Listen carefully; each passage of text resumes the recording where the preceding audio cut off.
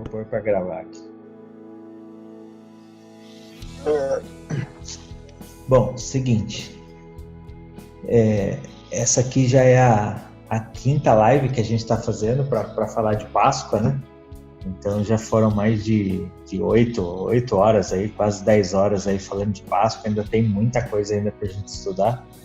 Então hoje é mais para a gente olhar como é que conta os dias, né?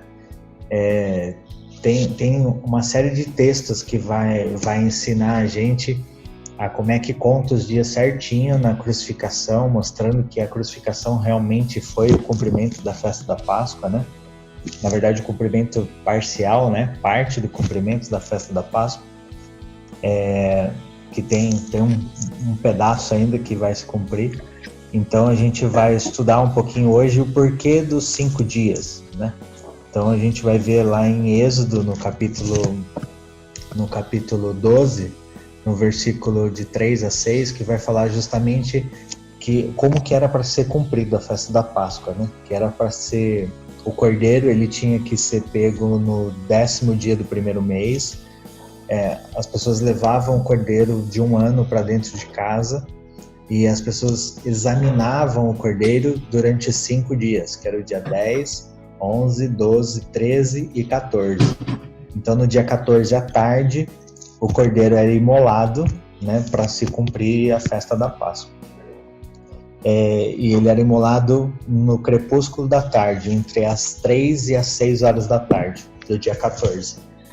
E foi exatamente com o que aconteceu na crucificação de Cristo, né? Então a gente só vai ver alguns textos hoje justamente para mostrar o porquê que tinha que ser esses dias, né? O que eles iam ficar fazendo esses dias com o cordeiro. Então o cordeiro era trazido para dentro das casas, né? Então a família avaliava o cordeiro. O cordeiro não podia ter nenhuma mancha, nenhuma mácula, nenhuma pata quebrada, né? Nada. Ele podia ser cego, nada que tirasse a pureza daquele cordeiro. Aquele cordeiro tinha que ser puro, tinha que ser perfeito, né? Então ele ficava durante 5 dias em casa, sendo examinado por toda a família, para realmente ver se não havia nada de errado com ele, para que ele pudesse sim ser sacrificado como substituto, né? Aquele que ia levar sobre ele o pecado, né? As dívidas, para que o Senhor pudesse expiar esses pecados, né? Como o cordeiro substitutivo. Então, o meu erro, eu colocava as mãos sobre o cordeiro, então meu erro transferia para o cordeiro, e aí o cordeiro era imolado. Então, o cordeiro não era um cordeiro sem pecado, um inocente que estava morrendo. Na verdade, quando eu colocava as mãos sobre a cabeça dele e confessava o meu pecado era como se tivesse sido transferido para esse cordeiro. Então, quem estava morrendo era o culpado, para que eu fosse inocente, né? Então, desde aquela época, embora houvesse os sacrifícios, o perdão do pecado também era feito através da fé, né? Porque eu tinha que crer que o meu pecado foi para aquele cordeiro substitutivo e que aquele cordeiro estava morrendo agora como cordeiro culpado, não como cordeiro inocente.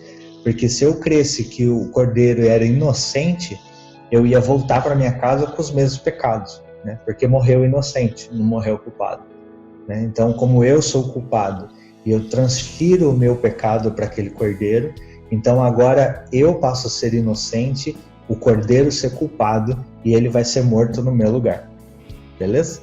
Então, vamos analisar alguns textos aí para a gente poder verificar se Cristo, sendo o Cordeiro Pascual, se ele foi realmente avaliado nesse sentido, se foi encontrado nele algum problema, algum defeito, algo que pudesse desqualificá-lo como Cordeiro Pascal. Vamos lá?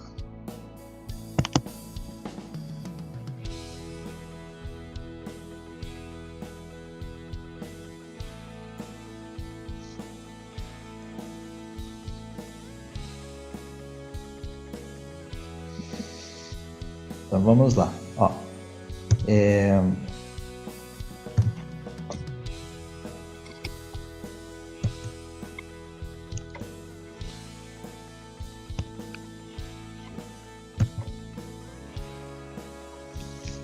Então, o texto que eu citei no começo, né, Êxodo 12, de 3 a 6, diz assim: aos 10 deste mês, que é o mês 1, mês primeiro, mês de Abibe, tome cada um para si um cordeiro, segundo as casas dos pais, um cordeiro para cada família.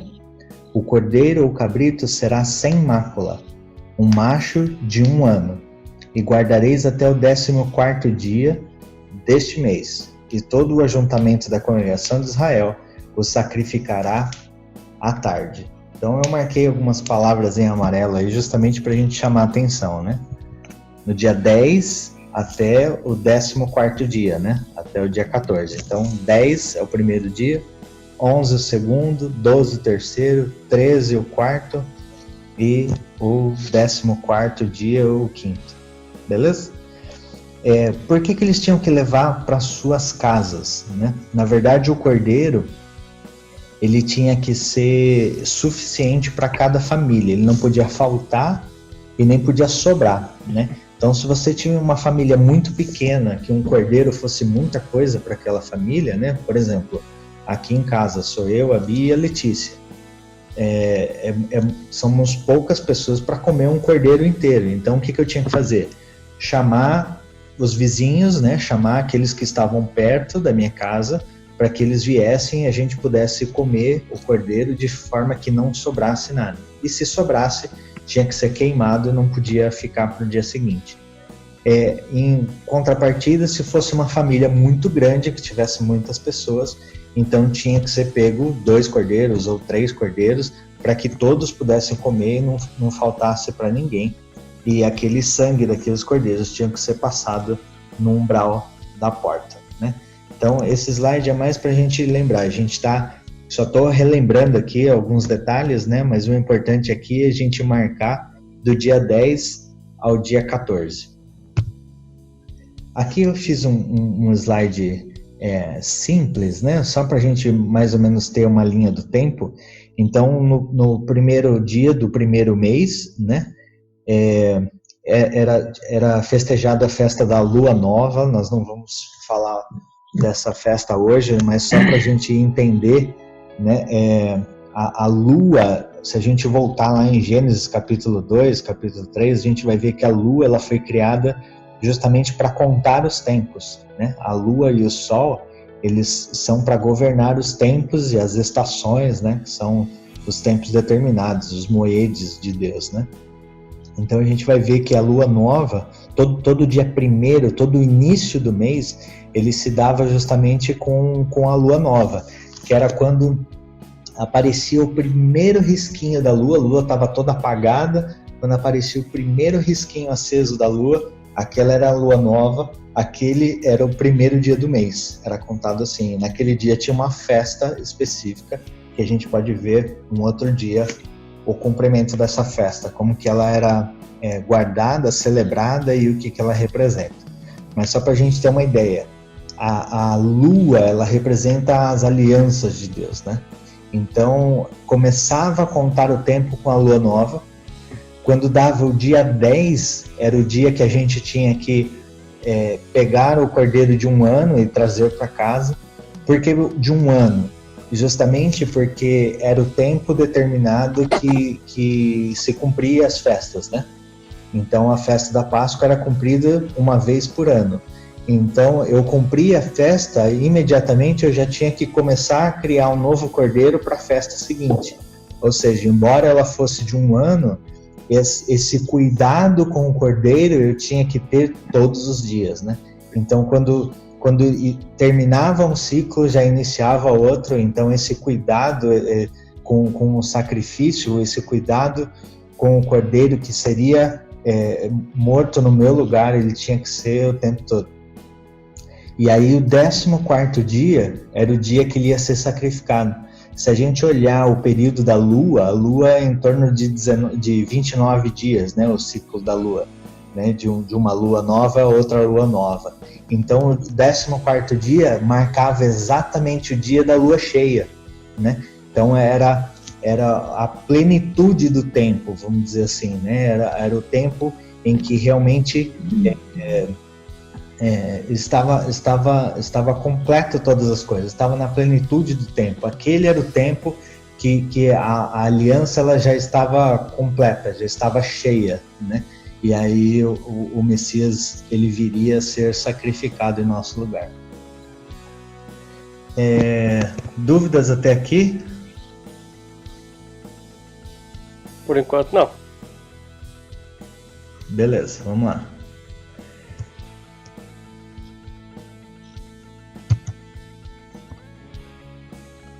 Travou o slide. Vamos lá. Então, para a gente começar a contar e verificar, né, como que a Bíblia mostra isso, às vezes são informações extremamente importantes, mas que a gente lê e a gente não dá a devida atenção. Acho que tá lá por um acaso e a gente não presta atenção nesses detalhes, né? Então, João capítulo 12, versículo 1, está escrito assim, ó. Foi, pois, Jesus 6 dias antes da Páscoa a Betânia, onde estava Lázaro, o que falecera e a quem ressuscitara dentre os mortos.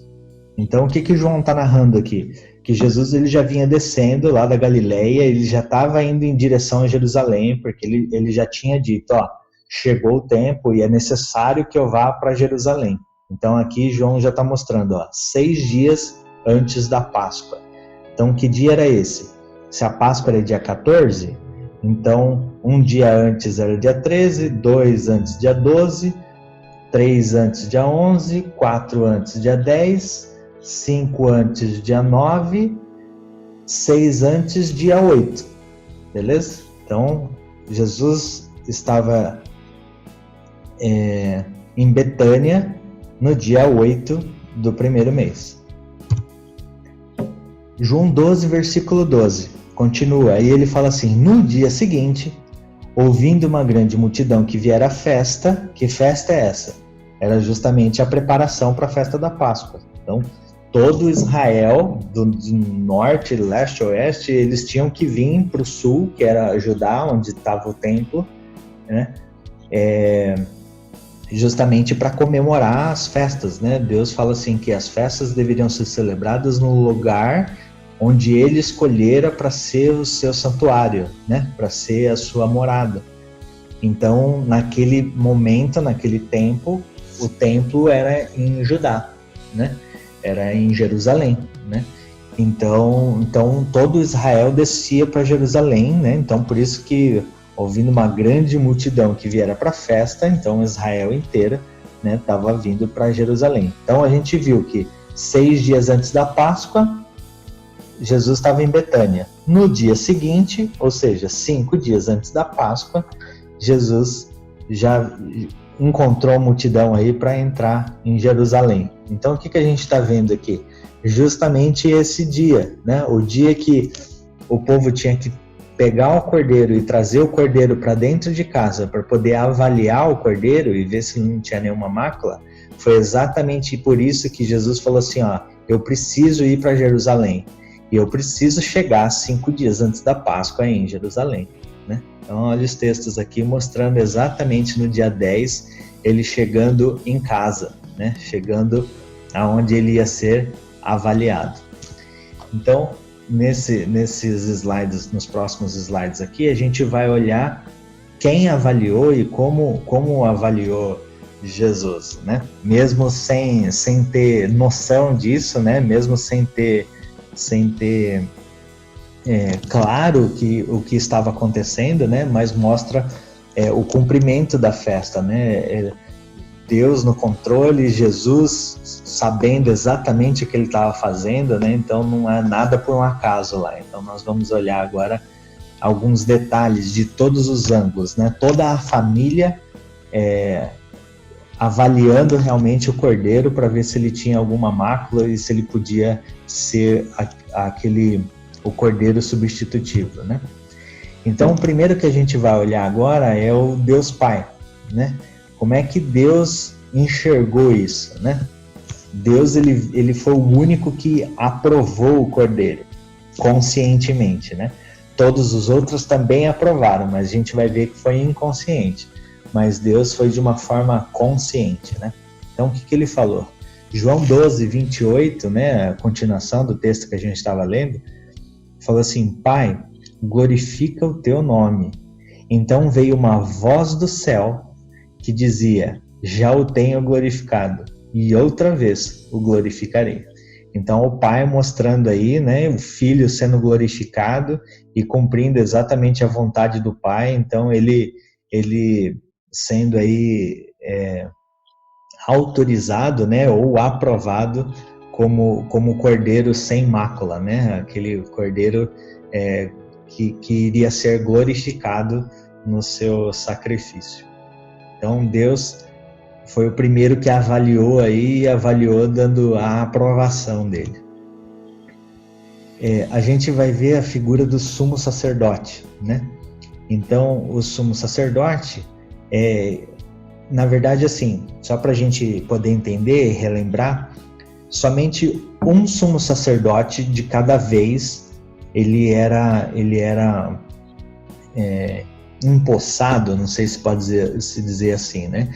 Então, se a gente lembra lá, o sumo sacerdote ele precisava ser da tribo de Levi, e além da tribo de Levi, ele tinha que ser da descendência de Arão, né? Só os descendentes de Arão que poderiam ser sumos sacerdotes. E aí a gente vai ver que à medida que os sumos sacerdotes eles iam sendo ungidos como sumo sacerdote, alguns, por exemplo, se aposentavam, não sei se esse é o nome correto que a gente pode dar, mas eles iam sendo substituídos de forma que somente um sumo sacerdote de cada vez que exercia essa função.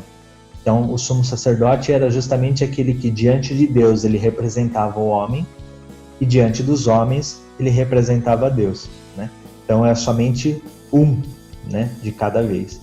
Que a gente vai ver que quem assume essa função depois é o próprio Cristo, né? Sendo o sumo sacerdote, sendo o único que é intermediador entre Deus e os homens, né? Então, a gente vai estudar mais para frente aí essa questão do sumo sacerdote aí, né? Essa figura do sumo sacerdote, que ele representa. Mas aqui, nesse caso aqui, nós vamos ver o nome de duas pessoas, né? Por isso que eu quis fazer esse resumo antes aqui. A gente vai ver duas pessoas. Então, por que dois sumos sacerdotes? Na verdade, era um sumo sacerdote e depois ele já tinha sido substituído, né? Então, já era outro, né, o genro dele, que estava como sumo sacerdote, mas esse primeiro, que não era mais sumo sacerdote, ainda tinha respeito dos sacerdotes, respeito do povo pela função que ele tinha recebido. Então, por isso que ele foi ser checado, analisado, e depois foi para um segundo, mas que na verdade era o único, né? Então vamos ver. João 18, 23, fala de Anás, né? Anás era um sumo sacerdote, mas era sogro de Caifás. Então, quem era o sumo sacerdote da vez ali, que estava como sumo sacerdote, era Caifás. Mas Anás era o sogro dele e já tinha sido sumo sacerdote também, né? Então, respondeu-lhe Jesus: se falei mal, dá testemunho do mal. E se bem, por que me feres, né? Então, o sumo sacerdote, quando ele foi preso, ele foi levado, o primeiro lugar que ele foi levado foi para a casa de Anás, e ele já estava sendo espancado, né? Já estava apanhando tudo, e Jesus falou justamente isso: eu não tenho mal, né? Se eu tenho alguma coisa que eu fiz errada, algum mal, fala para mim, me dá testemunho disso, né? E eles não podiam me encontrar, eles não tinham do que acusar Cristo, né? Então, o primeiro aqui, como sumo sacerdote, já avaliando que não tinha problema, vamos dizer assim, não tinha mácula, não tinha defeito, não tinha pecado, não tinha culpa de nada, né? Aí ele foi levado para o governador. Aqui eu não pus o texto, mas ele também foi levado para Caifás, e foi a mesma coisa, né? Não tinha sobre o que ser acusado. Nem Anás, nem Caifás, nenhum dos dois conseguiram acusar Cristo. Aí depois o governador, também tinham dois governadores. Um era meio que do distrito, vamos dizer assim, e o outro era mais um governador geral, né? Então a gente vai ver um que era Pilatos e o outro Herodes, né? E ele foi levado para os dois. Então, João 18, 38, vai falar assim, ó, disse-lhe Pilatos, que é a verdade? E dizendo isso, tornou a ir ter com os judeus e disse-lhes, não acho nele crime algum. Olha aí Pilatos afirmando aí que ele não tinha culpa, né? Então Pilatos saiu outra vez fora e disse-lhe, eis aqui vou-lo trago fora, para que saibais que não acho nele crime algum, né? Então Pilatos, tanto falando para todo mundo que estava ali, para os soldados, para os sacerdotes, para todo mundo que estava ali, e ele levou para fora e falou isso para o povo ouvir também, que ele não encontrava crime algum em Jesus, né? E disse-lhe Pilatos, tomai-o vós e crucificai-o, porque eu nenhum crime acho nele, de novo, né?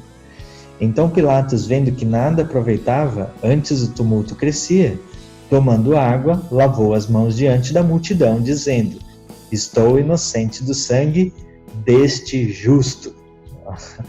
Né? Considerai isso. Então, olha que interessante aí, né? Então, Deus aprovando, depois os sumos sacerdotes querendo acusar, não tinha do que acusar, ele não sabia como acusar, porque não tinha problema. Depois sendo levado para Pilatos aí também, Pilatos deixando claro para todo mundo aí que realmente ele não via problema algum. Lucas 23, 14 e 15, aí foi a vez de Herodes, né? Então Pilatos não tinha do que acusar, ele falou assim, eu não quero esse problema para mim não, eu vou levar ele para Herodes e deixa Herodes que se vire com isso daí, né?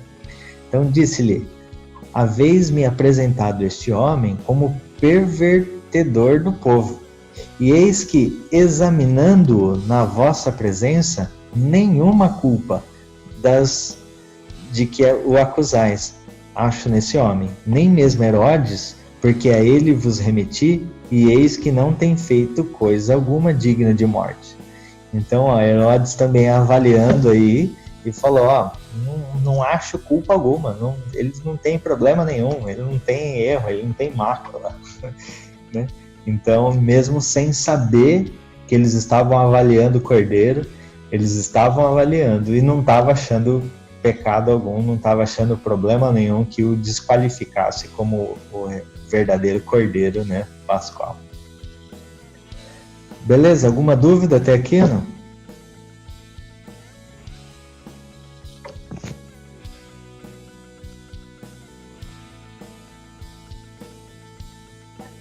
Quem cala consente. Paulinho, manda bala.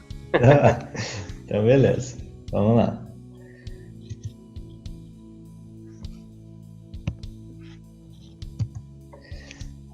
Centurião e os soldados.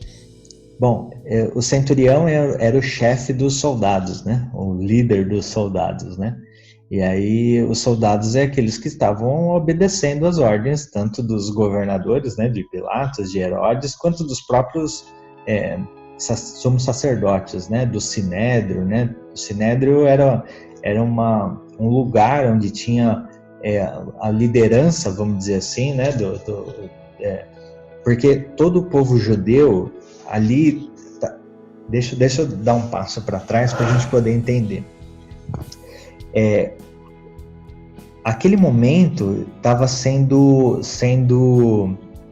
era o governo romano que estava tomando conta, né? Os romanos que estavam tomando conta de praticamente grande parte do mundo na época, né? Eles estavam com um império gigantesco.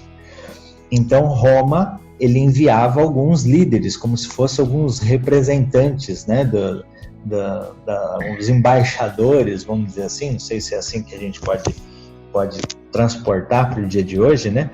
Mas ele mandava esses embaixadores, que eram justamente aqueles que iriam comandar o reino, mesmo longe do reino, né? Então, eles estavam na terra de Israel, mas sobre o domínio de Roma, né? Então, Pilatos e Herodes eram aqueles representantes do Império Romano, né?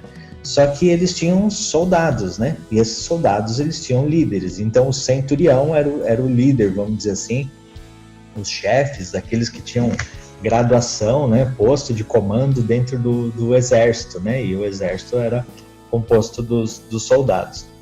Só que o mundo inteiro tinha que cumprir as leis romanas, né? Só que o que acontecia? Como Israel era muito grande, Israel ele tinha a autorização do império de ele poder exercer as suas próprias leis, né? Então não era a lei de Roma que prevalecia, era a lei dos judeus, né? Dos hebreus, na verdade, que prevalecia naquele momento. Então as leis que iriam, como é que eu posso dizer? Tanto as leis cerimoniais quanto as leis, se uma pessoa cometeu um crime, né, como que ela ia ser julgada, como ela ia ser condenada, essa lei não era a lei romana, era a lei dos hebreus, né? Então por isso que quando levou para Pilatos, Pilatos falou, eu vou devolver para vocês e vocês que fazem o que vocês quiserem, porque realmente não é problema meu. Na minha concepção, meu entendimento da lei, ele realmente não tem culpa nenhuma, né? Então eu devolvo para vocês. Se vocês estão acusando pela lei de vocês, vocês que se virem. Se vocês quiserem condená-lo à morte, quiserem crucificá-lo, vocês façam. Eu não vejo culpa nele nenhuma, né? Então assim, os soldados e o centurião, na verdade, eles faziam valer a lei romana, né? Mas eles não tinham a obrigação, vamos dizer assim, de executar a lei dos hebreus, né? Então, por isso, o que aconteceu, né? Agora que eu dei um passo para trás, vou dar um passo lá na frente, para depois a gente voltar. Por isso, o que aconteceu? Quando Cristo começou a mostrar realmente um evangelho novo, né? Ele começou a mostrar o cumprimento das profecias, e ele disse que ele era o Messias, e depois que ele foi crucificado, as pessoas que estavam se convertendo ao cristianismo começaram a ser perseguidas e mortas. Por quê? Uma das coisas que tinha que acontecer na lei romana era que César, que era o imperador, ele deveria ser adorado. Então as pessoas tinham que ajoelhar diante de César, tinha uma imagem de César, então tinha cultos para César, tinha até sacrifícios para César. Então César era como um deus, ele tinha que ser adorado. Então existia uma permissão, vamos dizer assim, de que os judeus, como eles tinham um deus, né, único, então tinha uma permissão de que os judeus não precisariam adorar César, não precisaria fazer esse culto a César, né, essa adoração aí, né, ao imperador. Então, quando Jesus morreu e as pessoas começaram a se converter para o cristianismo, né, se converterem para a mensagem de Jesus, os próprios judeus, eles falavam para o pessoal de Roma, esses daí não pertencem ao nosso povo, porque esses estão nos traindo também. Eles não estão servindo a um Deus, eles estão tendo a Jesus como rei. Só que o império não permitia que houvesse um outro povo com um outro rei, com um outro Deus, né? Então, assim, se não fosse judeu, se não cumprisse as leis judaicas, então automaticamente eles teriam que adorar a César, teria que fazer culto a César, sacrifício a César. E aí os cristãos não aceitavam isso. E por isso que os cristãos eram mortos. Eles eram perseguidos e mortos. Os judeus não. Os judeus que continuavam na tradição judaica, eles não eram perseguidos. Pelo contrário, eles ajudavam a perseguir. Eles acusavam e eles direcionavam os próprios soldados romanos, falando, aqueles ali, eles não são judeus, eles não são do nosso povo, eles estão servindo a outro Deus. O Paulo. Pode falar. Um texto em Coríntios fala assim que muitos do Sinédrio entendeu o que era o evangelho, mas não aceitou para não sair do conforto do tempo. Porque senão o que acontecia? Se eles realmente entendendo isso, se eles falassem assim, não, é verdade, então eu vou seguir a Cristo, automaticamente eles deixavam de ser parte do povo judeu, né, do povo hebreu, e eles iam ser perseguidos pelos romanos, né? Então eles iam ter que adorar César. E aí é onde que tinha o problema, né? Que aí eles não adoravam e eles eram... Ixi, mortos. Esse contexto aí vai se repetir lá na frente, hein? Uhum, E pior que muita gente não vai querer perder os confortos. exatamente. Mas aí, que nem o Joel falou, eles não queriam saber. Eles entenderam a mensagem, né? Mas não queriam sair do conforto para não ser perseguidos. De certa forma, acabaram negando Jesus, né? Sem dúvida, né? Então eles negaram literalmente, né? Porque eles não aceitaram Jesus como Messias. E é o que o Joel falou. Essa história vai se repetir, né? Porque vai aparecer o anticristo vai assumir o governo e vai falar assim, ó, agora é uma só religião, agora vocês vão ter que parar com esse negócio de cristianismo.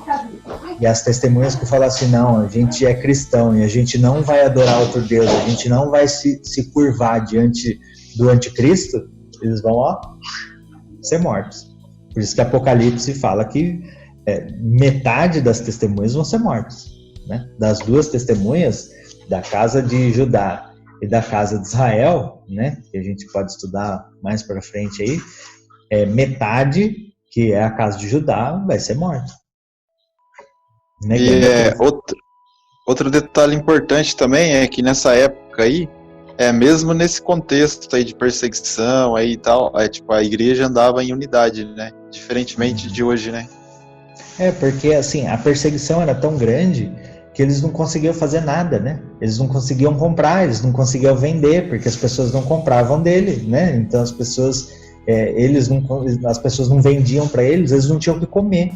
Por isso que todo mundo se ajudava, por isso que todos viviam em comunhão. Todos, o que eles tinham, eles repartiam, né? Então, quando a gente vê lá em Atos, eles fazendo justamente isso, né? Tendo uma vida em comum e repartindo o que eles tinham entre si, não era que todo mundo era bonzinho, então vamos fazer assim, ó, vou pegar todos os meus bens aqui, vou vender e vou dar um pouquinho para cada um aqui, porque a gente agora é tudo paz e amor. Não era isso. Porque realmente eles sabiam que se eles não fizessem isso, o irmão ia morrer de fome, né? O outro ia morrer de fome. Então o que ele fazia? Bom, eu tenho para mim, eu vou vender o que eu tenho, vou dividir, nós vamos andar junto, né? E aí as pessoas começavam a olhar isso, por isso que as pessoas se admiravam pelas ações, porque falou assim, eles estão à beira da morte, eles estão sendo acusados de morte, eles estão morrendo, estão sendo martirizados, estão sendo mortos, e mesmo assim eles continuam na fé e ainda vão ajudando as outras pessoas e vão se unindo cada vez mais. Por isso que Jesus falou assim, nisso as pessoas conhecerão quem sou eu. Quando as pessoas virem em você esse amor tão grande, por isso que ele chamou o discípulo e falou assim, esse amor é que vai fazer com que as pessoas reconheçam que vocês são meus. Né? Porque assim como eu amei vocês e dei a minha vida por vocês, vocês vão me amar tanto que vão dar a vida de vocês por mim. Né? Então a gente lê o livro de Atos achando tão bonitinho, né? Fala assim, vamos fazer igual hoje, né? Então quero ver, né? Perder a vida e continuar com essa fé, arma na cabeça, assim, você vai negar ou você vai morrer? Aí você fala assim, não, eu vou morrer e vou morrer feliz. Né? Então realmente é uma coisa que vai voltar a acontecer, já acontece em alguns lugares, né? Alguns países isso já acontece, mas vai começar a acontecer em massa quando o anticristo realmente se revelar no final dos tempos, e a igreja não está preparada para isso, porque a igreja está esperando que Jesus volte e todo mundo suba na nuvenzinha tocando harpa, né? E não é assim que vai acontecer. Beleza? Então vamos, agora que a gente já entendeu um pouquinho da lei, né, dos hebreus naquela época, do Império Romano, como é que funcionava, então a gente agora consegue entender por que Pilatos e por que Herodes falou assim, eu não vejo culpa, eu vou devolver para vocês executarem, né, Jesus do jeito que vocês quiserem, segundo a lei de vocês. Não, eu não vejo culpa nenhuma, segundo a minha lei, não tem culpa nenhuma. Né? Por isso que eles falaram isso. Então vamos lá. Deixa eu...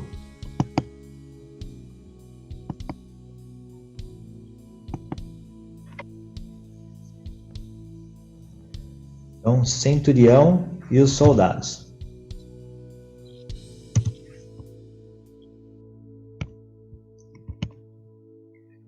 Mateus 27, 54, fala assim, ó. E o centurião e os que com ele guardavam a Jesus, ou seja, os soldados, vendo o terremoto e as coisas que haviam sucedido, tiveram grande temor e disseram, verdadeiramente, este era o Filho de Deus. Né? Então, aqueles que levaram Cristo até o Calvário lá, né? Que crucificaram Cristo, né? Eles executaram as leis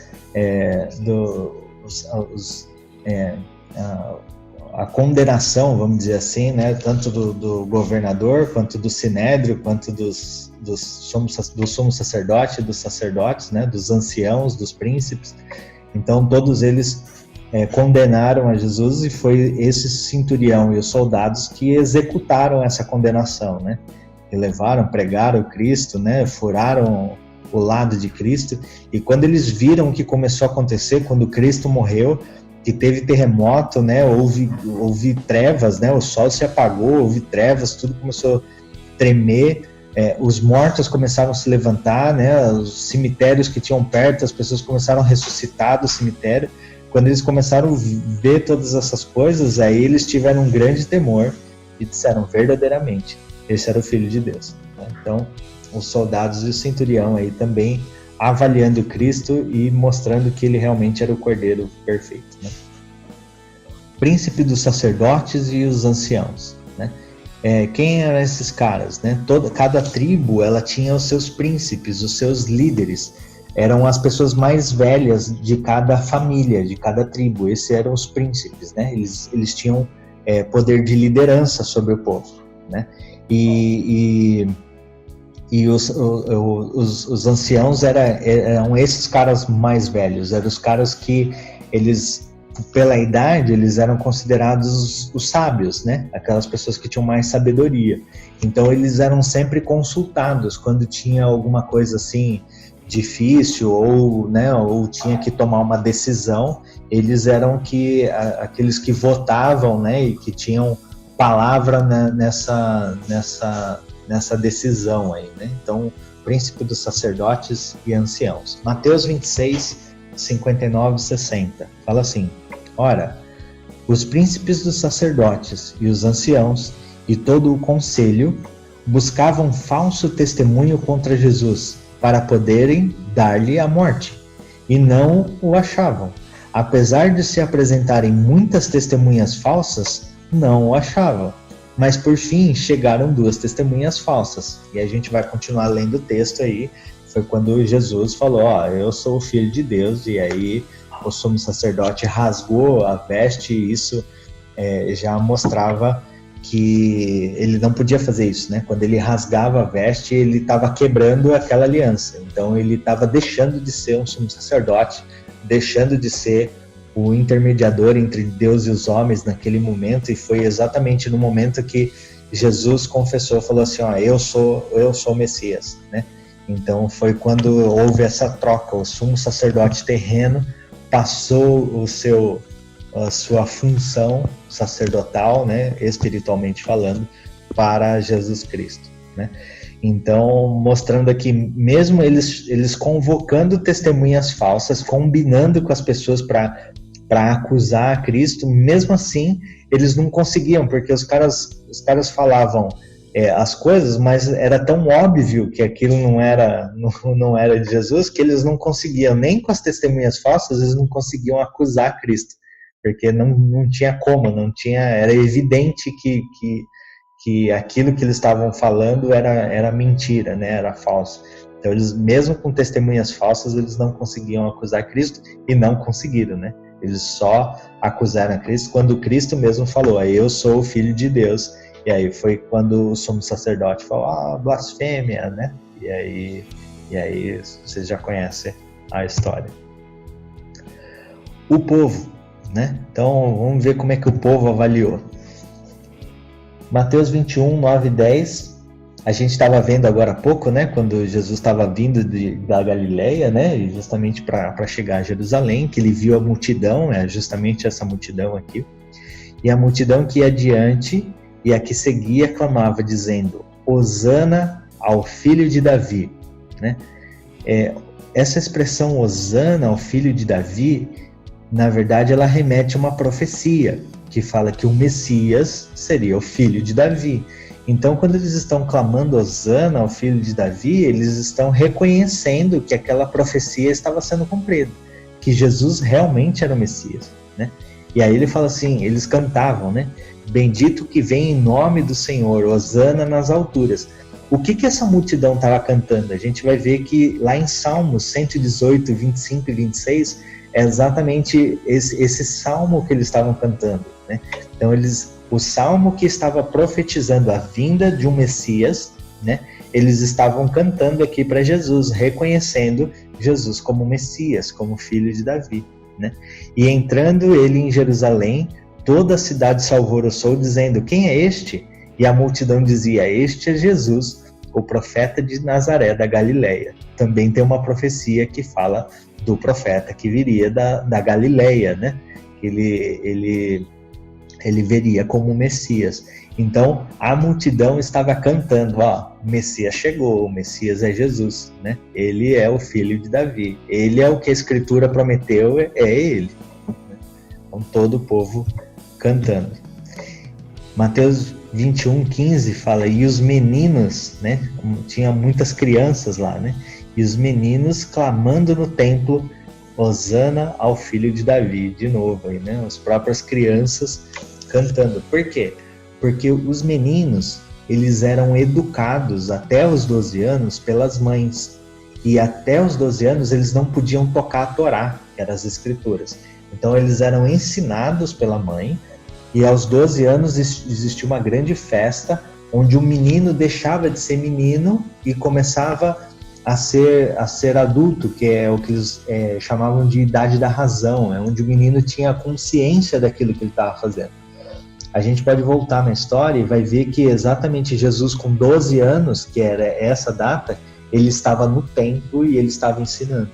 Porque com 12 anos era quando o menino fazia como se fosse essa profissão de fé, ele passava a ter a idade da razão. Então era uma grande festa onde ele podia tocar na Torá, e era a primeira vez que ele abria a Torá de verdade, e ele lia um trecho da Torá, né? E aí existia uma grande festa lá dos sacerdotes, de todo o povo, né?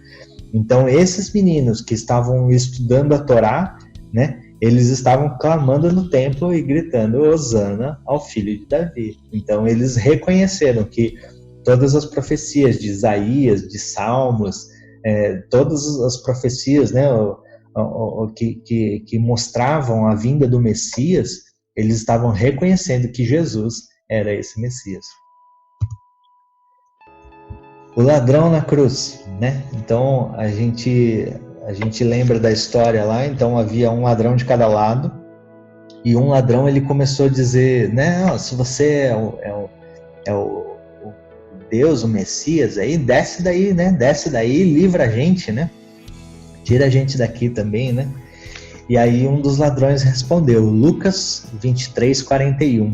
Ele fala assim: e nós, na verdade, com justiça, porque recebemos o que os nossos feitos mereciam, mas este nenhum mal fez. Então o próprio ladrão da cruz reconhecendo, ó, a gente está aqui, a gente está morrendo porque a gente cometeu uma série de crimes, e esses crimes, nós fomos condenados à morte pelos crimes que a gente cometeu. Mas este, se referindo a Cristo, ele está aí, mas ó, ele não fez mal nenhum, cara. Então assim, ó, você está falando aí, cara, mas fica na sua aí, porque você merece o que está acontecendo com você, né?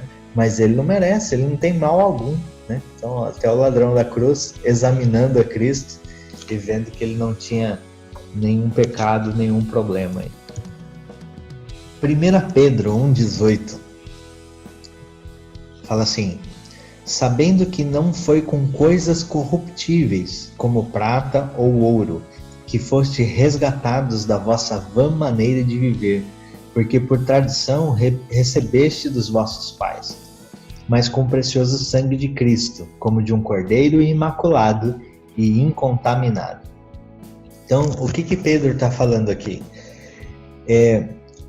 As pessoas, elas tinham que, primeiro, que todo primogênito que era nascido, ele tinha que ser resgatado, né?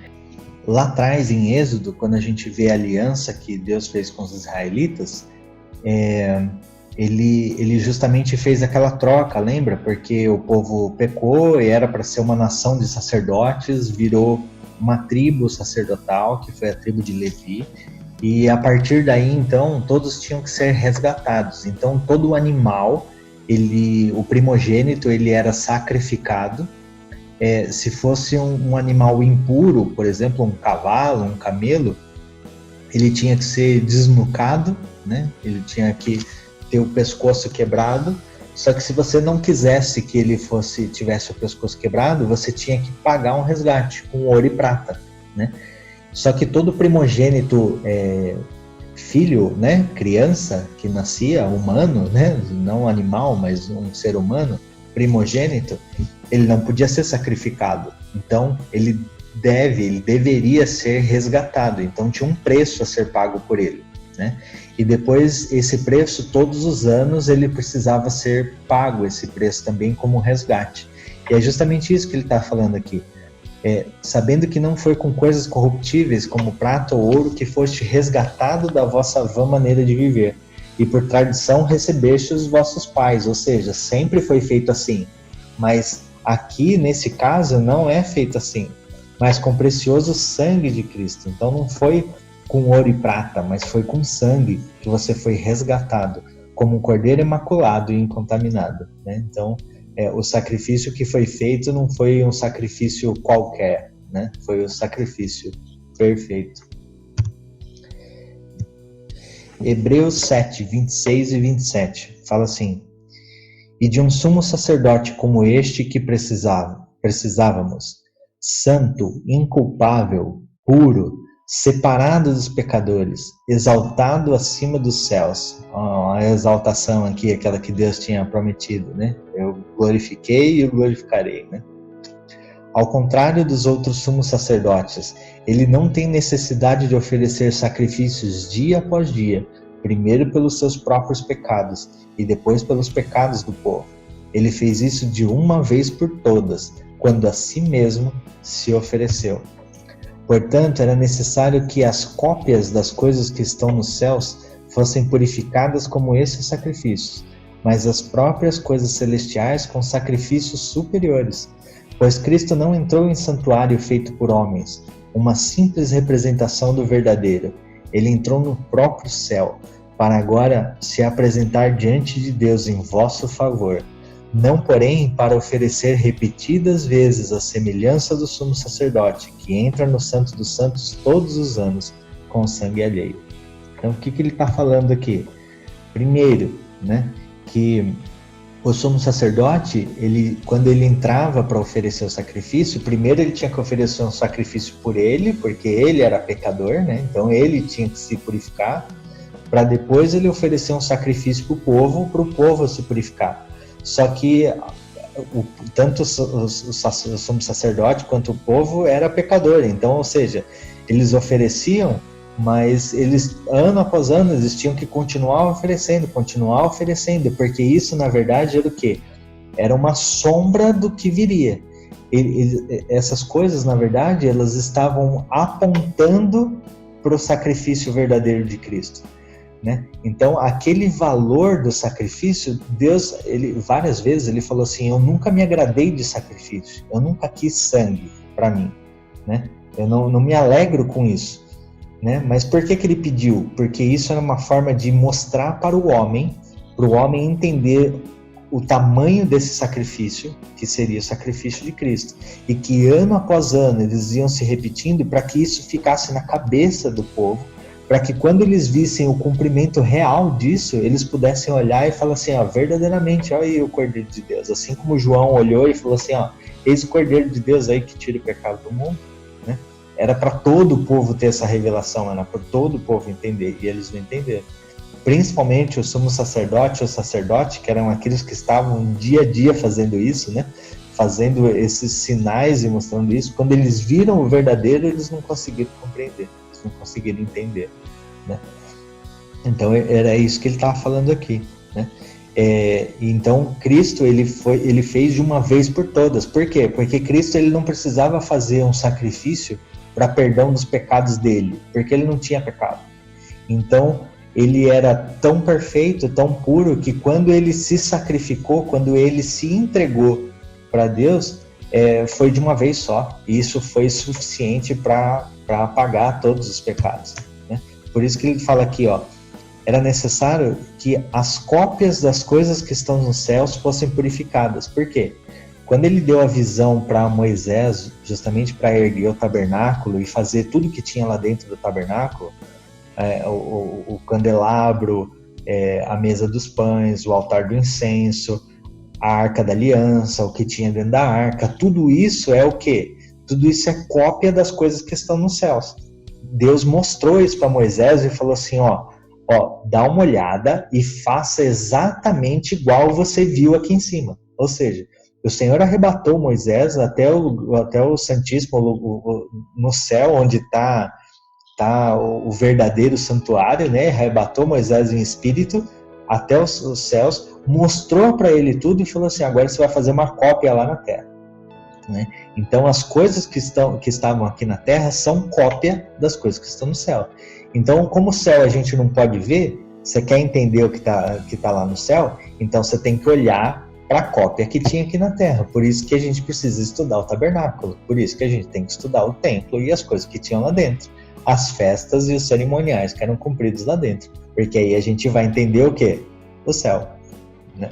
Então, portanto, versículo 23, era necessário que as cópias das coisas que estão nos céus fossem purificadas com esse sacrifício, porque o sangue do sacrifício tinha que purificar a arca da aliança, tinha que purificar a menorá, tinha que purificar o altar do incenso, porque eles estavam aqui na terra e eles se tornavam impuros, né? Mas Cristo não entrou em santuário feito por mãos de homens, ele não entrou no tabernáculo, ele não entrou no templo, né, que era uma representação do verdadeiro. Ele entrou no santuário verdadeiro, que é onde? No próprio céu, para agora representar diante de Deus a nosso favor a função do sumo sacerdote, né? Não, porém, por oferecer repetidas vezes a semelhança do sumo sacerdote, que entra no Santo dos Santos todos os anos, com sangue alheio. Ou seja, o sacerdote ele entra lá e com sangue que nem dele é, mas Cristo entrou no santuário verdadeiro com o próprio sangue e apresentou diante do Pai, né? Então, aí vem o versículo 26, né? Se assim fosse, Cristo precisaria sofrer muitas vezes desde o começo do mundo, mas agora ele apareceu uma vez por todas, no fim dos tempos, ao fim dos tempos aqui. Mas que fim dos tempos é esse? Era a plenitude dos tempos. Lembra do dia 14, lua cheia, onde a aliança estava completa, né? Para aniquilar o pecado mediante o sacrifício de si mesmo. Da mesma forma como o homem está destinado a morrer uma só vez e depois disso enfrentar o juízo, assim também Cristo foi oferecido em sacrifício uma única vez para tirar os pecados de muitos, e aparecerá a segunda vez, não para tirar pecados, mas para trazer salvação aos que o guardam. Então, assim, são textos que a gente costuma ler, mas a gente passa por cima de alguns detalhes, né? Do dia, da data. Falei, 6 dias antes, que me importa? No dia seguinte, que informação inútil essa? Mas Deus ele não perde tempo com nada. Se ele colocou a informação lá, é porque a informação tem uma razão, é porque ela quer te ensinar alguma coisa. Então o que a gente tem que fazer é olhar para aquela informação e fazer a pergunta: o que o Senhor quer me ensinar com isso, né? E quando a gente começa a fazer essas perguntas, que a gente começa a ter esse entendimento, a gente começa a ver o quão espetacular foi o sacrifício de Cristo, né? Cristo, assim, às vezes a gente olha e fala assim, mas ele fez isso aí porque ele era Deus. Só que a gente tem que lembrar que Cristo se despiu da sua glória. Quando ele realmente é Deus, mas quando ele esteve aqui, ele se despiu da sua glória, ele era homem, né? Mas por que então Deus fazia milagre? Por que Deus sabia de todas as coisas? Por que ele andava daquela forma? justamente porque ele orava, ele buscava a presença de Deus, ele estava cheio do Espírito Santo e nele estava a plenitude dos dons, né? Então ele tinha dom de revelação, ele tinha dom de visão, ele tinha dom de cura, ele tinha dom de discernimento, ele tinha dom de fé, todos os dons, dom do amor, todos os dons que ele derrama sobre nós hoje, ele nos dá, ele tinha a plenitude deles, né? Então Cristo como homem, né, ele foi fiel até a morte de cruz. Por isso que é tão tremendo, assim, é tão glorioso o sacrifício dele na cruz, justamente por isso, porque ele não morreu como Deus, ele se fez homem, viveu como homem, não pecou, e aí ele foi fiel até a morte, se entregou, e aí ele foi glorificado novamente como Deus, assim como ele era antes. Mas por isso que é tão glorioso o sacrifício de Cristo. Não tinha como outra pessoa fazer o que ele fez. Por isso que ele se fez homem e fez por nós, porque realmente não tinha como, né? Então quando a gente começa a ver esses detalhes, o dia, a hora sendo cumprida, né? Assim como profetizou ser cumprido exatamente, assim, o negócio é tremendo, é fantástico. Ele morreu às 3 horas da tarde, ele tinha que ser sepultado até às 6 da tarde, porque depois das 6 da tarde já era o dia seguinte, e não podia ficar o sacrifício para o dia seguinte, que ele tinha que ser consumido antes. Então, quando você começa a ver os detalhes do cumprimento, foi tudo perfeito, né? Milhares de anos antes já os detalhes sendo mostrados, e depois o cumprimento sendo mostrado assim. É fantástico. Fantástico não, né? Fantástico é de fantasia e de algo que é irreal. E Cristo, ele realmente é real, e ele, assim, é tremendo. Ele é realmente, ele é Deus, e por isso que ele é o Rei dos Reis, o Senhor dos Senhores, né? Ele tem todo o poder. Então, o nome dele foi colocado acima de todo nome, porque o que ele fez foi acima de qualquer pessoa, de qualquer capacidade humana para fazer isso. Por isso que o nome dele está acima de todo nome, né? Isso é tremendo. É incrível, né, Paulo, essa conexão que a Bíblia tem, né, num todo. A matemática de Deus, ela é perfeita, né? Essa conexão. A Bíblia, ela é um livro de uma história só. Obrigado. Na verdade, são 66 livros escritos em 4.000 anos, mas contando só uma história, a história de Cristo, né? E com conexão perfeita, assim. Então, não tem como um homem escrever um livro desse, né? Por isso que a gente tem que olhar para a Bíblia realmente como a palavra de Deus e a gente tirar os detalhes dessa palavra para que a gente possa realmente ter a revelação daquilo que ele quer para nós, né? Estava conversando com o Joel hoje de manhã e a gente falava justamente sobre isso, né? Quando a gente olha para a Bíblia querendo falar assim, o que será que a Bíblia fala para mim, né? Na verdade, a Bíblia ela não fala para você, né? A Bíblia ela não diz sobre você, a Bíblia diz sobre Cristo, ela fala de Cristo. Então, quando a gente olha a Bíblia, a gente tem que não olhar assim, o que será que ela tem para mim? Na verdade, ela está apresentando Cristo como realmente Deus, como aquele que está acima de todas as coisas, para que a gente possa aprender sobre Ele e a gente possa falar para a gente o que eu posso fazer para servir esse Deus que eu tenho aprendido. As pessoas estão lendo a Bíblia para aprender sobre elas, e na verdade a gente tem que ler a Bíblia para aprender sobre Ele. E a hora que a gente aprender sobre Ele, aí a gente vai querer servi-lo da maneira que Ele quiser. Não da maneira que eu sei, da maneira que eu posso, mas da maneira que Ele quer. Porque é Ele que capacita, é Ele que dá o que a gente precisa, é Ele que...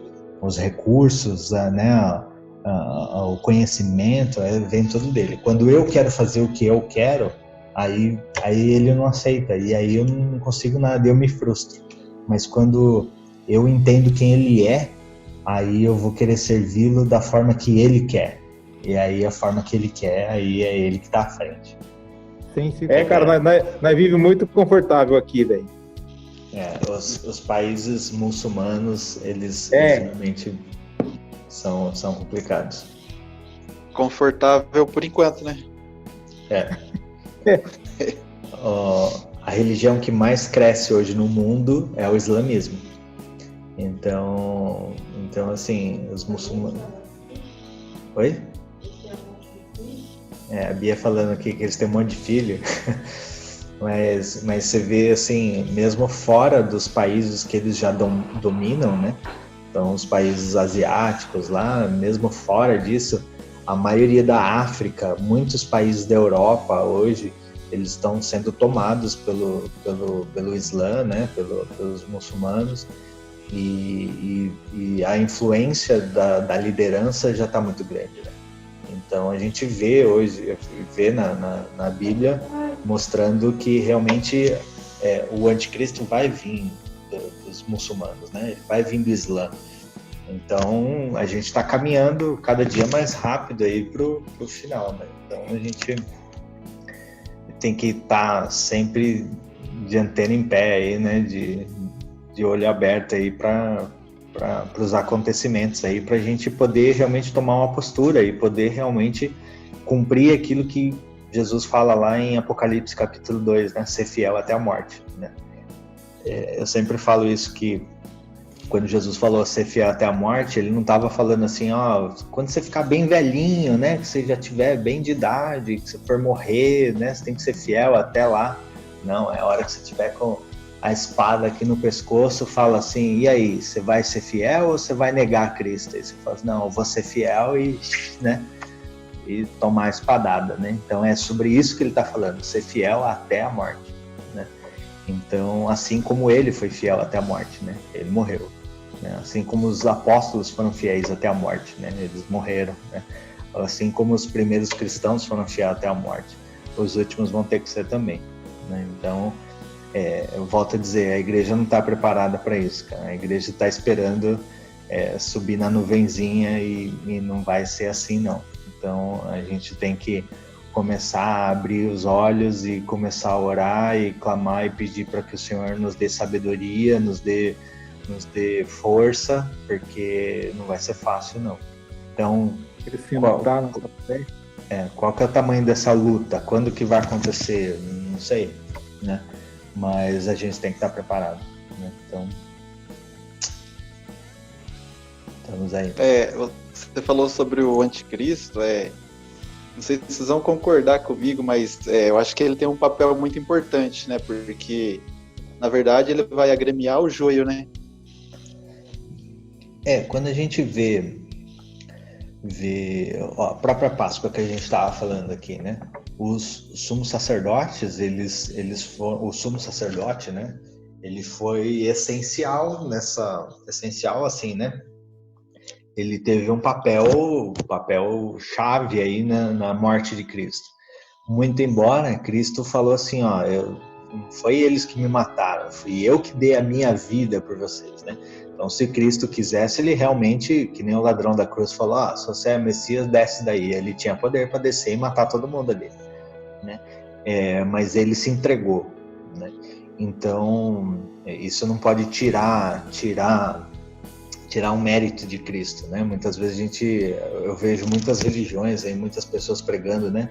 Que Jesus foi perseguido e ele foi morto, né? Como se tivessem matado a Cristo. Não, na verdade, ele se entregou, né? A gente viu aqui, ele falou, eu preciso ir para Jerusalém, ele desceu pela Galileia, ele entrou na data correta, ele se apresentou a todos, ele foi julgado por todos, foi considerado o Cordeiro Perfeito e ele se entregou e falou assim, vou orar porque está chegando a hora e vai vir aquele que me traiu, ele já sabia tudo o que ia acontecer, né?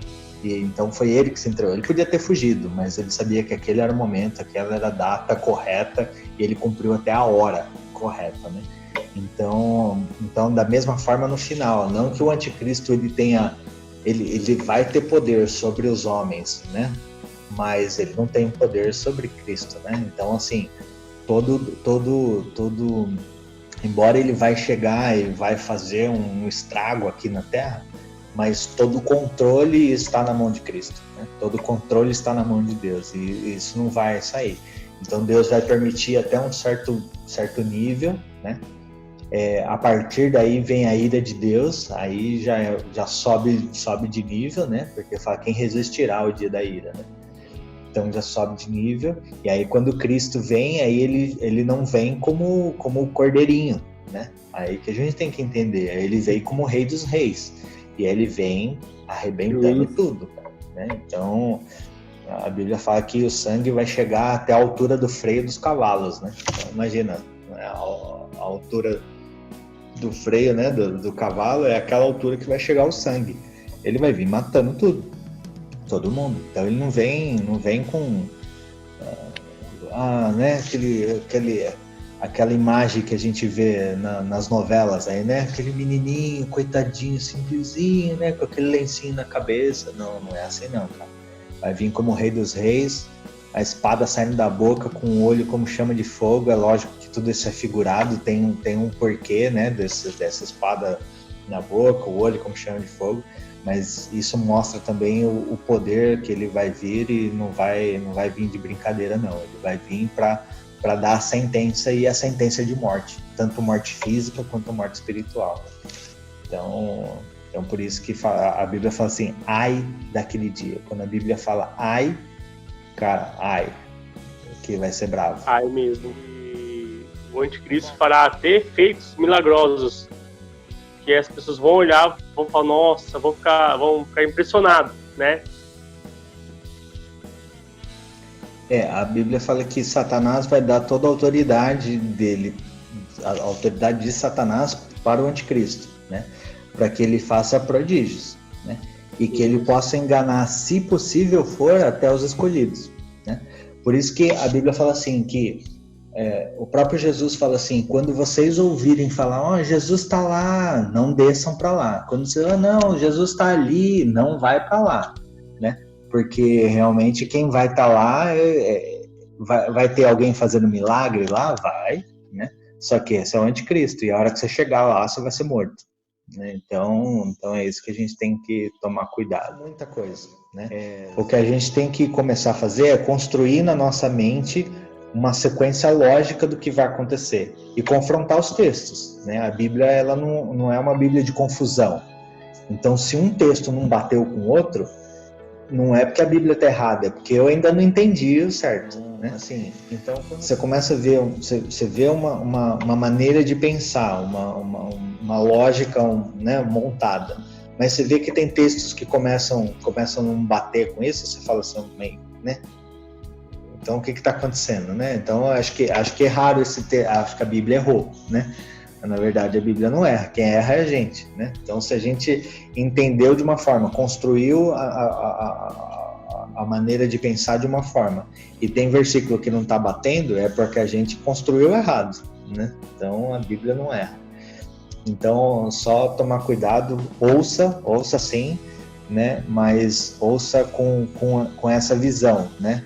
Construindo na sua mente toda essa sequência, essa lógica, para que a hora que você ouvir alguma coisa, você consiga falar assim, ó, legal, isso aí tá certo, olha, nem sabia e tá certo. Ou então já acendeu uma luz vermelha, você fala assim, opa, tem coisa errada aí, não é bem assim, né? Então, eu mesmo, se você estiver me ouvindo, aí você pode me avaliar, e se eu estiver falando alguma coisa errada, acende a luz vermelha e fala assim, o Paulo tá falando coisa errada, né? Vamos conversar, vamos olhar os textos, vamos conversar. E aí, para a gente chegar realmente numa lógica, num entendimento conforme a palavra de Deus, para que a gente não possa ser pego de surpresa. Ele vem para estabelecer o reino dele aqui conosco, né? Então, quem tiver com ele, reina com ele. Quem não tiver, vai aguardar a segunda ressurreição. E aí, a segunda ressurreição é a ressurreição para julgamento e morte eterna. Aí, por isso que a Bíblia fala assim, bem-aventurado aqueles que forem encontrados na primeira ressurreição, que é quando ele vem, que somente vai ressuscitar aqueles que morreram com ele, né? Morreram vivendo a vida eterna, né? Morreram a carne, vivendo a vida eterna. Porque aqueles que vão ser ressurretos na segunda ressurreição, já é ressurreição para a condenação. Então, isso não tem repescagem, não. Não tem. Tem jeitinho brasileiro. A prova é agora, cara. Ou você passa na prova, Já era. Por isso que, ó como que ele é legal. A prova é com consulta na palavra, é com consulta do vizinho do lado, você não tem desculpa de errar, entendeu? É uma prova liberada. O problema é que as pessoas não consultam nem a palavra, não consultam o amigo do lado, e aí depois falam assim, Porque assim, a ideia desses bate-papos assim é justamente assim, né? Na igreja, na pregação, a gente não tem espaço para levantar a mão e falar, viu, tô entendendo nada, eu não concordo com isso, a gente não tem esse espaço, né? Então aqui é bate-papo, velho. Aqui você fala assim, não, mas e aquele texto lá? E quando aconteceu aquilo? E aí a gente vai interagindo, só que aí o tempo vai lá em cima, né? E assim, olha que interessante, essa é a 5ª live que nós estamos falando só de Páscoa. Cada live com mais de 2 horas, teve uma com 3 horas aí que a gente conversou. Então já deu mais de 10 horas de estudo aí, né? E assim, nós não estamos nem na metade ainda da Páscoa. Então, nós estamos falando de uma festa, cara. Uma festa. Das 7. Na verdade, 7, depois ainda tem Lua Nova, e depois ainda tem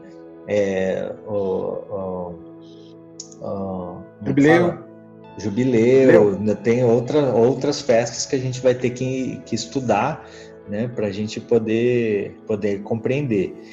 Fora isso, tem que estudar todos os sacrifícios.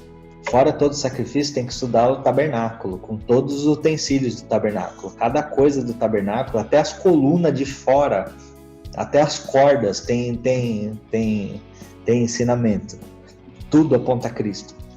Quando você começa a enxergar essas coisas, cara, aí tudo toma uma proporção tão grande assim, porque não adianta você falar assim, vamos fazer uma live então de 20 minutos para você explicar tudo. Não, 20 minutos só para fazer o índice. Então, assim, a Bíblia ela é muito profunda, cara. Ela é um livro, assim, sensacional. Então a gente precisa estudar essa profundidade da palavra para a gente ter ideia de quem que a gente está servindo, né? Esse Deus, ele é tremendo, ele é infinito, né? Por mais que a gente vai passar a nossa vida inteira estudando, a gente não vai chegar numa porcentagem do que ele é, né? Então a gente precisa estudar para realmente saber como se portar, como se posicionar diante dele, o que ele quer, né, para ele, para que a gente possa realmente servi-lo da forma que ele quer que a gente sirva. E isso é a minha preocupação, porque eu vejo hoje todo mundo fazendo uma série de coisas, muita coisa, e que não é nada daquilo que ele quer. Que as ações que a gente está fazendo, todas elas são reprovadas, todas elas são obras más, todas elas são rejeição. E aquilo que ele quer mesmo, a gente tem negligenciado, a gente tem deixado de lado. Quando a gente tem feito mal feito. Então isso é muito, muito sério. Então... Na verdade, as dúvidas vêm depois, né? Na hora que você estiver meditando, pensando. Cara, isso é a melhor maneira de se aprender. Eu tô aprendendo isso, é a meditação. E eu sempre falo assim, que a gente entende, a Bíblia fala, né? Na sua lei medito de dia e de noite, né? A gente tem que meditar na lei do Senhor, tem que meditar na palavra de Deus. Só que aí eu entendi assim, né? Se você entrar na internet e for procurar como é que você medita, né? Meditação, você vai achar, né? 99%, se não for 100%, das pessoas ensinando a meditação oriental. O que é a meditação oriental? É você esvaziar a sua mente e tentar se conectar com o universo, né? Essa é a meditação oriental. A Bíblia ensina exatamente o contrário.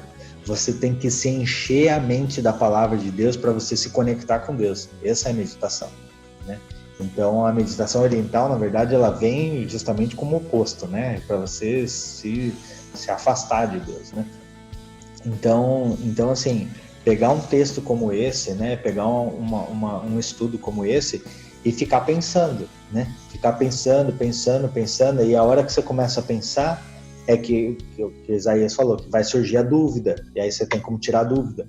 Ou ao contrário, a hora que você está pensando, aí vem outro texto na mente, aí você consegue conectar um texto lá da frente com o texto daqui de trás, aí você consegue entender uma coisa que você não entendia, ou consegue abrir seus olhos para uma coisa que você nunca tinha visto. Então a meditação, ela é essencial para você no seu aprendizado. Porque se você ouviu e esqueceu, você não aprendeu nada. Agora, se você ouviu e ficar pensando, remoendo, mastigando aquilo, é a hora que você vai conseguir realmente começar a entender. Ó, gente, beleza. Obrigado. Beleza, então, galera. Obrigado por vocês terem entrado, paciência aí, Tamo junto, continuar Paulinho. aprendendo.